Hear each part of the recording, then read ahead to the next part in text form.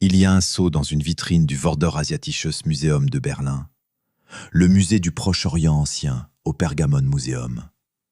Son numéro d'inventaire est VA 243. Il mesure environ 2,7 cm de hauteur. Il est en serpentine verte. Il date de la période akkadienne tardive, vers 2500 avant notre ère.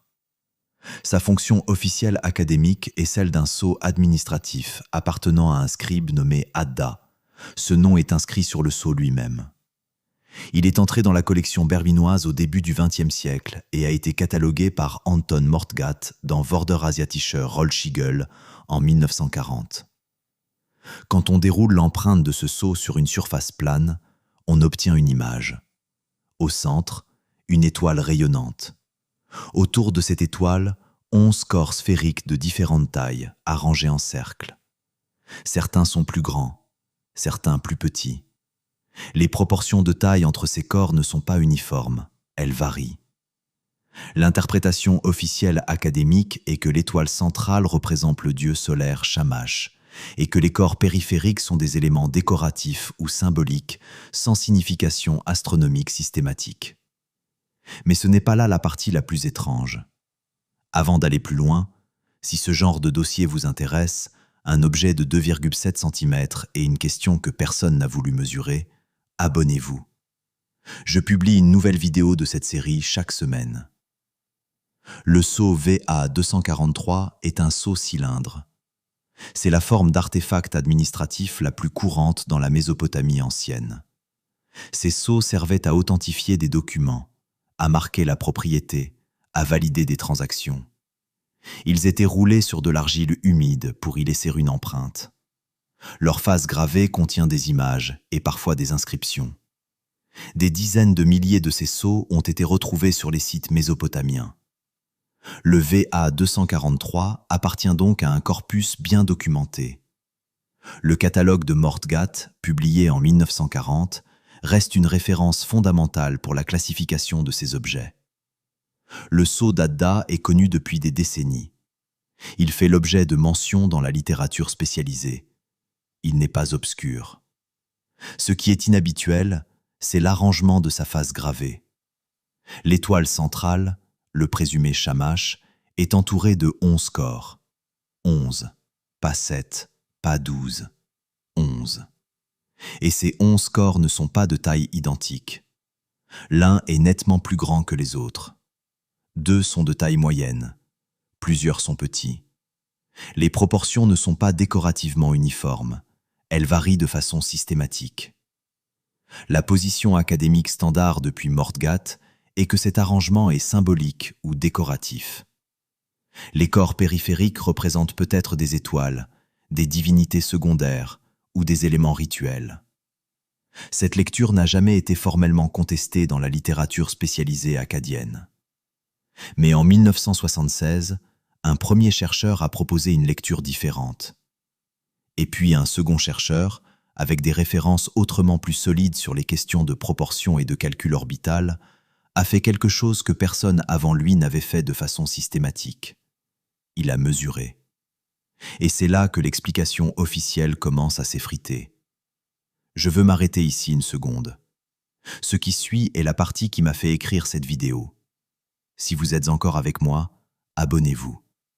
Parce que ce que je vais montrer dans les 8 prochaines minutes change la façon de regarder ce sceau. Je veux introduire 2 personnes dans l'ordre chronologique. Parce que c'est là que l'histoire change. En 1976, Zecharia Sitchin publie The 12 Planets. Sitchin propose une lecture astronomique du sceau VA 243. Les 11 corps autour de l'étoile centrale représentent les planètes du système solaire, y compris des planètes non encore découvertes à l'époque sumérienne. Sa lecture a été largement rejetée par l'Académie. Et il est juste de dire que Sitchin n'était pas un astrophysicien. Il n'avait pas les outils techniques pour faire une analyse de proportions rigoureuse. Mais Sitchin n'est pas la personne qui m'intéresse ici. Je veux introduire Maurice Chatelain. Chatelain n'est pas une figure marginale. Il a travaillé comme ingénieur en communication spatiale pour le programme Apollo de la NASA. Il a contribué au développement des systèmes de communication qui ont permis l'émission lunaire. Ce sont des personnes qui comprennent les calculs de trajectoire orbitale, les proportions entre corps célestes et les mathématiques des distances dans l'espace, professionnellement. Châtelain a appliqué à l'analyse du sceau VA243 une approche différente de celle de Sitchin.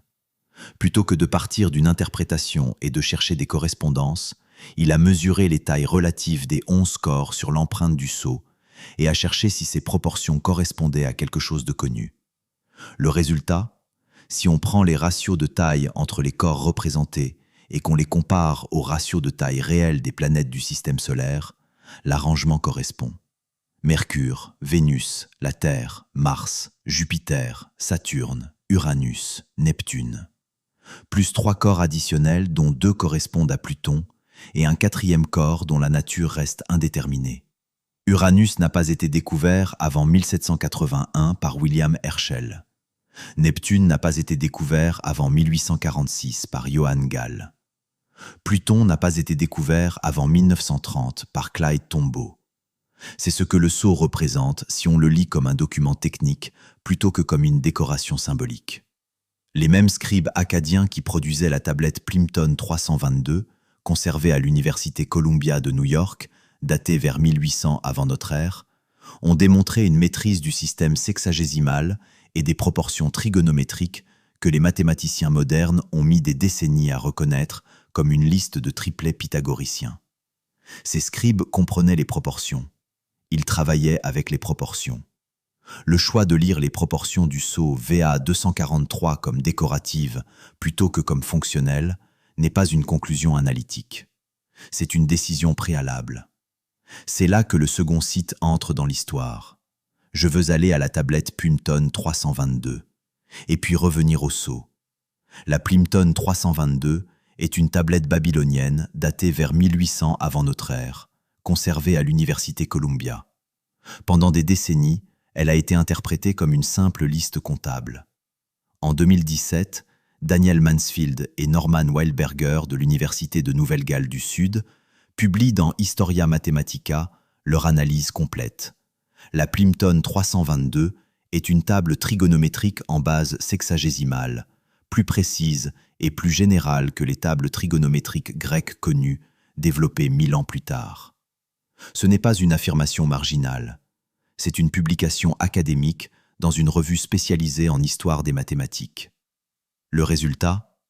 Les scribes mésopotamiens utilisaient des systèmes de proportions précises dans leurs documents fonctionnels. Cela est maintenant établi.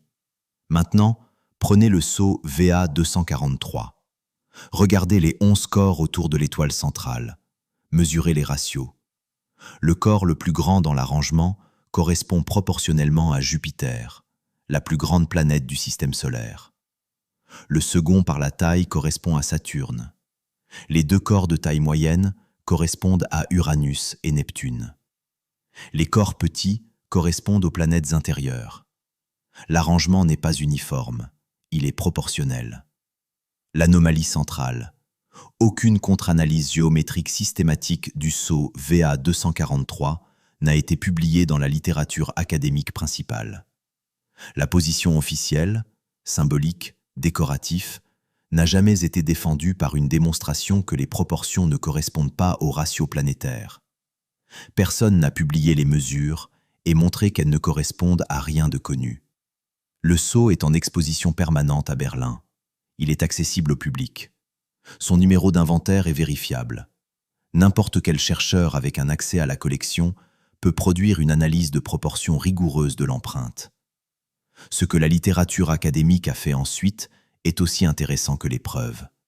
À ce stade, vous avez vu les 2 sources, les proportions sur le sceau, les mathématiques démontrées de la même civilisation. Et vous savez que je ne vous ai pas demandé de me croire, je vous ai montré les sources. Si vous voulez d'autres dossiers construits de la même façon, abonnez-vous. Je n'affirme pas que les scribes acadiens connaissaient Uranus et Neptune au 3e millénaire avant notre ère. N'affirme pas que le sceau VA243 est une carte du système solaire certifiée. Ce que j'affirme, c'est qu'il existe ici une correspondance de proportions entre les corps représentés sur un sceau de 2500 avant notre ère et les ratios réels des planètes du système solaire, et que cette correspondance n'a reçu aucun traitement analytique rigoureux dans la littérature spécialisée. Une vraie réfutation exigerait de publier les mesures précises des corps sur l'empreinte du sceau et de démontrer que ces ratios ne correspondent pas statistiquement aux ratios planétaires réels. Elle exigerait de comparer ces ratios à d'autres sceaux akkadiens pour voir si des arrangements similaires apparaissent sans signification astronomique évidente. Elle exigerait d'expliquer pourquoi un scribe akkadien aurait choisi des corps de taille différente et non uniformes dans un arrangement décoratif. Aucune de ces démonstrations n'a été publiée. La réfutation exige d'engager avec des affirmations précises. Le rejet n'exige qu'une étiquette.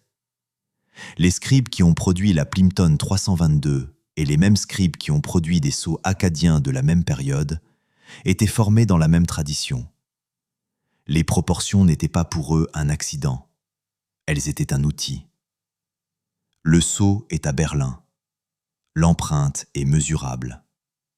Les ratios planétaires réels sont dans n'importe quel manuel d'astronomie. La comparaison est faisable par tout chercheur qui choisit de la faire. Ces trois faits coexistent. Aucune théorie concurrente ne les engage tous les trois. Avant la dernière partie. Cette chaîne ne sera jamais poussée par l'algorithme. Elle tient par ce qui reste. Si vous voulez que ce travail continue, abonnez-vous. Et restez pour les 90 dernières secondes. Je veux revenir à Berlin. Le sceau est toujours dans la vitrine. Il mesure 2,7 cm. Il est en serpentine verte. L'étoile rayonnante est au centre. Les 11 corps sont autour. Les proportions de taille sont dans l'empreinte. Elles n'ont pas changé depuis qu'Anton Mortgat les a cataloguées en 1940. Le Pergamon Museum est accessible. La collection est documentée. Le numéro d'inventaire VA 243 est vérifiable dans le catalogue du musée. L'empreinte peut être photographiée, numérisée, mesurée. Maintenant, regardez ce que vous avez. Un sceau administratif d'un scribe nommé Ada. 11 corps de taille différentes autour d'une étoile centrale. Des proportions que personne n'a formellement mesurées dans une publication académique. Et des planètes dont 2 n'ont pas été découvertes avant le XVIIIe et le XIXe siècle de notre ère. Parce qu'une fois que vous avez regardé l'empreinte de près, les différences de taille entre les corps, le fait que ce n'est pas une décoration uniforme, que quelqu'un a fait le choix délibéré de représenter des corps de taille différente dans des proportions qui ne sont pas arbitraires, vous ne revenez pas vraiment à « c'est juste décoratif » sans poser la question. Je trouve très difficile de croire qu'on a posé cette question avec tout le sérieux qu'elle méritait. Cette enquête est finie. La prochaine commence dans quelques jours. Elle portera sur un autre objet dans un autre musée, une autre correspondance que personne n'a voulu mesurer. Abonnez-vous, et je vous y retrouve. Le sceau est toujours à Berlin. Les proportions sont toujours dans l'empreinte. Et la question de ce qu'un scribe akkadien d'il y a 4500 ans a choisi de représenter sur son objet personnel avec des corps de taille systématiquement différentes est toujours ouverte.